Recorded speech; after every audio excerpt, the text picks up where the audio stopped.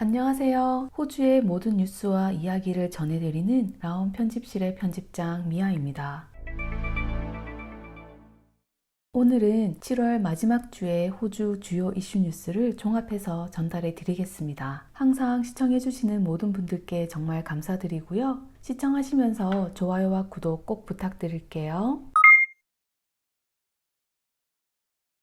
호주의 빅토리아주가 이번 주 목요일부터 하루 신규 확진자 723명, 627명을 기록하면서 한 주간 매일 평균 400명 이상의 확진자가 나왔습니다. 코로나 바이러스가 호주에 발병한 이래 최악의 주라고 하는데요. 토요일에 397명으로 하락하긴 했지만 여전히 근원을 알 수 없는 케이스가 매일 수십 건씩 발생하면서 앞으로 지금보다 더 심각한 지역 감염이 우려되고 있습니다. 빅토리아주의 앤드루스 총리는 지난 7월 8일부터 6주간 시작된 봉쇄 3단계가 시행된 지 4주차 만에 결국 봉쇄 4단계를 오늘 8월 2일에 공식 발표했습니다. 락다운 4단계는 멜번 메트로폴리탄 지역에만 해당되고 8월 2일 저녁 6시부터 앞으로 6주간 시행됩니다. 그 외에 빅토리아 전역에는 8월 6일부터 락다운 3단계가 적용됩니다. 락다운 4단계의 키포인트는 개인 외출에 대한 규제 강화와 통행 금지령입니다. 우선 외출이 가능한 이유는 3단계와 같이 음식과 필수품 쇼핑, 케어를 제공하거나 운동을 하거나 일을 해야 할 경우입니다. 하지만 저녁 6시부터 오전 5시까지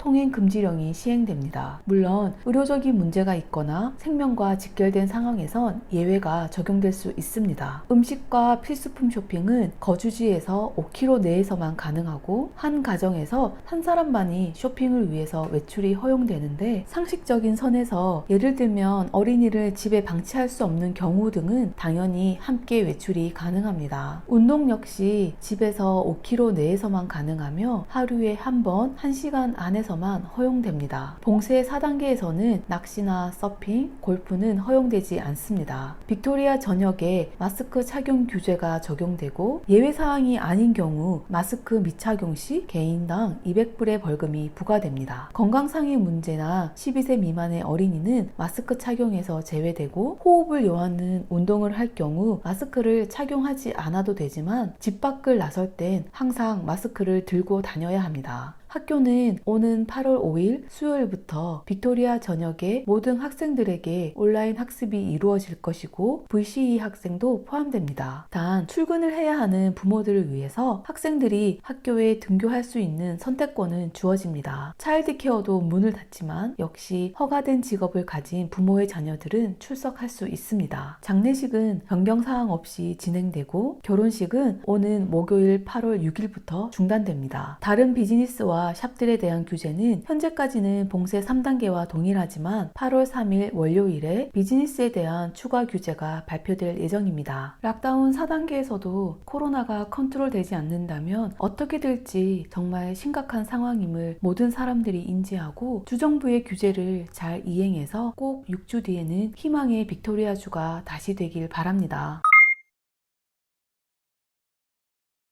퀸즐랜드는 셧다운과 국경 봉쇄로 코로나 바이러스를 잘 컨트롤하고 한동안 신규 확진자가 전혀 나오지 않아 바이러스 소강 상태에 도달하는 듯 보였지만 빅토리아주의 2차 유행이 심각해지고 뉴사우스 웨일즈 역시 술집과 식당 등에서 집단 감염이 시작되면서 멜버른과 시드니의 확진 케이스와 관련되어 이번 주에 다시 신규 확진자가 나오기 시작했습니다. 특히나 퀸즐랜드의 20대 여성 2명과 10대 여성 1명이 빅토리아주를 방문한 뒤 시드니를 거쳐 다시 퀸즐랜드로 들어오는 과정에서 국경 입국 시 문서에서 자신들이 빅토리아주에 방문한 것을 속이고 계속해서 직장을 다니면서 일상생활을 지속했습니다. 그중 1명이 컨디션이 이상해서 GP를 찾았는데 의사가 즉시 바이러스 테스트를 하라는 진단을 내렸는데도 그것을 무시한 채 브리즈번 전역을 돌아다니다가 결국 그들 중 2명이 확진 판정을 받아 큰 무리를 일으켰는데요. 그녀들의 무책임하고 이기적인 행동으로 이 3명의 여성들은 구속되었고 각각 4,000불의 벌금을 받았습니다. 51세 여성이 트럭에 동승해서 빅토리아주에서 퀸즐랜드로 넘어왔는데요. 경찰들에게 필수 업무를 위해서라고 거짓말을 하고 자가격리를 피한 일이 발각돼서 벌금이 발행되었고 호텔에서 자가격리 또한 진행하게 되었습니다. 퀸즐랜드는 빅토리아주에게 국경을 봉쇄한 것처럼 시드니 전역을 코로나 바이러스 핫스팟으로 지정해서 8월 1일 오전 1시부터 퀸즐랜드의 국경을 봉쇄하고 퀸즐랜드 주민 역시 뉴사우스웨일즈주로 이동할 수 없다고 발표했습니다. 그리고 국경이 봉쇄되기 전에 뉴사우스웨일즈주에 있는 퀸즐랜드 주민에게 집으로 돌아올 것을 공고했는데요. 만일 봉쇄 전까지 들어오지 않으면 자가 비용으로 14일간 호텔 격리를 해야 한다고 발표했기 때문에 8,000명 정도의 사람들이 국경이 봉쇄되기 전에 퀸즐랜드로 들어가기 위해 국경을 지나려 해서 엄청난 트래픽을 겪어야만 했습니다. 시드니의 경우는 규제를 지키지 않는 술집과 식당에서 계속해서 집단 감염이 발생하고 있어 골머리를 앓고 있는데요. 이번 주 동안 매일 20명 안팎의 신규 확진자가 나오면서 코로나 재유행의 가능성에 직면해 있습니다. 타이록이라는 식당에서 100건, 포트포인트 펍에서 24건, 장례식장에서 25건의 발생이 보고되었습니다. 7월 31일 하루 동안에만 확진자가 발생하거나 방문한 10여 개가 넘는 식당과 술집들이 문을 닫고 방역을 실시했습니다. 이런 와중에 시드니에선 이번 주에 20명 이상 모일 수 없는 규제를 위반하고 BML 시위를 강행해서 6명의 주최자가 구속되는 일도 발생했습니다. BML 시위는 경찰의 과잉 진압에 희생된 사람들을 추모하고 무분별한 공권력에 항의하는 비폭력 시민운동을 말하는데요. 그 시작은 흑인들에 대한 인종차별에서 부여된 폭력을 비판하는 것에서 시작되었습니다. 경찰은 규제를 지키지 않고 시드니 공원에 모인 시위대에게 반복해서 해산을 요청했고 시민들의 항의할 권리를 반대하는 것이 아니라 공공안전을 위한 것이라며 계속해서 경고했지만 경찰의 지시를 따르지 않자 집회를 주최한 패디 깁슨 씨를 포함해서 6명을 체포했습니다. 아무리 좋은 의도와 더 나은 세상을 위한 시위라고 해도 지금은 시위를 위해 많은 인파가 공공장소에서 모이는 것 자체가 바이러스 확산에 큰 위험이 될 수 있는 행위입니다. 한두 명의 바이러스 확진자가 결국은 수백 명, 수천 명에게 바이러스를 전파할 수 있다는 공포를 너무나 잘 알고 있습니다. 아직까지는 뉴사우스웨일즈주와 퀸즐랜드주가 바이러스를 나름 잘 컨트롤하곤 있지만 우리는 작은 실수가 얼마나 큰 대가를 치르게 되는지 빅토리아주의 상황으로 경험하고 있으니 항상 긴장을 늦춰서는 안 되겠습니다.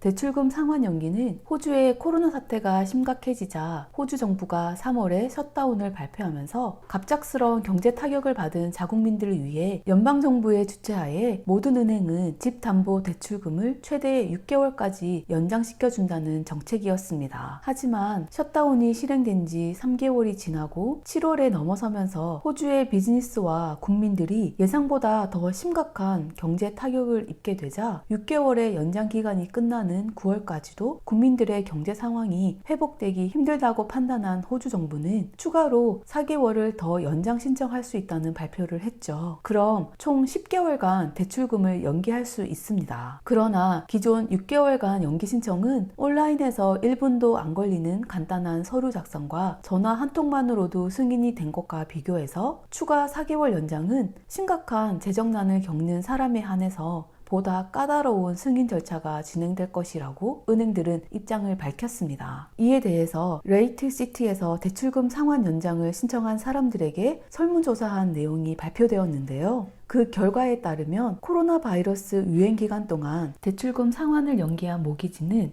총 50만 건이고 그들 중 28%는 9월 이후 상환을 재개할 수 있을지 모르겠다고 답했으며 67%는 은행이 그들에게 다시 연장해주기를 희망한다고 했고 25%는 이자만 상환할 것이라고 했습니다. 또한 대출 상환을 연기한 사람들의 25%는 집을 파는 것을 고려 중이고 17%는 가족에게서 돈을 빌릴 계획이고 8%는 현재의 집을 임대를 주고 더 싼 곳으로 옮길 예정이라고 답했습니다. 하지만 진짜 문제는 대출금 상환을 연기한 사람들 중 60% 이상이 대출 상환 연기 기간 동안 전체 대출금액에 얼마나 큰 차이를 주는지 알지 못한다는 조사 결과입니다. 심지어 5명 6명 중 1명은 대출이 연기되는 동안 은행에서 여전히 이자를 부과하고 있다는 사실조차 인지하지 못하고 있다고 합니다. 대출 상환 연기는 말 그대로 연기일 뿐 감면이 아닙니다. 즉 매달 내야 하는 이자는 고스란히 다시 빚이 되어서 대출금에 더해지는 것인데요. 예를 들면 상환 기간이 25년 남은 이자율 3.45%의 50만 불 대출금을 10개월간 연기를 한다면 10개월 후엔 전체 대출 금액이 51만 4,434불로 늘어나고 남은 기간 동안 매달 127불을 더 갚아야 합니다. 상환 연기 기간 동안 매달 내야 하는 이자를 내지 못하고 연기했으니까 그것이 빚이 되어 갚아야 할 원금이 높아지고 그 이자에 이자까지 내야 하는 셈이죠. 물론 이런 계산을 무조건 빚만 더 불어나는 것이라고 부정적이게 볼 수는 없습니다. 누군가에겐 생명줄과도 같은 정책이 될 수 있으니까요. 다만 대출금 상환 연기가 앞으로 남은 전체 대출 기간과 금액에 어떤 영향을 미치는지 제대로 인지해서 올바른 선택을 해야 한다고 은행 관계자들은 충고하고 있습니다. 호주 정부는 코로나 상황에서 국민들을 보호하기 위해 집 대출 상환 연기와 정부 지원금 정책을 내놓았지만 호주의 140만 가구는 경제적으로 여전히 큰 스트레스를 받고 있다고 합니다. 오는 9월이면 연방정부의 잡키퍼와 잡시커 지원이 1차적으로 끝이 나는데요. 물론 정부가 연장 발표는 했지만 지원 금액도 줄고 해당되는 조건도 까다로워졌으니 실제 지원 정책에 해당되는 그룹은 1차에 50%도 안 될 것이라고 예상하기 때문에 진짜 경제 위기는 9월부터 시작될 거라 생각됩니다.